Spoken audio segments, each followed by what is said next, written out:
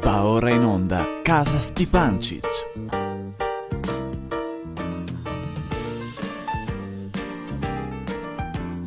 E cos'è sta roba? Buono, va bene, ciao. Basta che cominci. Non si fine ancora. E ora?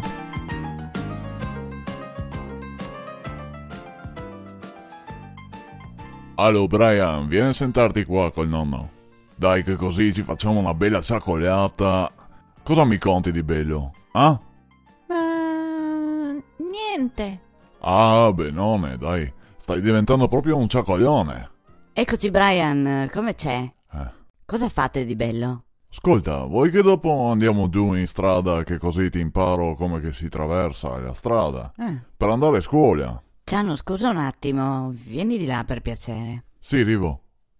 Dimmi Marisa, cosa c'è? Ciano, bella idea, sa, però guarda che per italiano, se dici ti imparo come si grembiula la strada. Cosa? Ma cosa non fora? No, Ciano, traversa se in Triestin, ma in italiano se dici grembiule. Sì, vabbè. E lui grembiula la strada. Ah. Scusa, sa, se l'italiano, so che è difficile, però se così. Bon, va bene. Ti ha sempre ragione, ti ha fatto scoglie.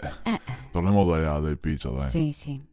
Eccoci, allora Brian, ti va bene che andiamo giù a grembiulare la strada? Ecco, bravi. Però devi stare assai attento, Bisogna guardare bene gli auti sia a destra che a sinistra, anche perché certi zuccano su sta strada, sai? Sì, però mi raccomando, se andate zoo, imbacuccatevi e converzetevi bene perché c'è zima, Guardami, batto broche.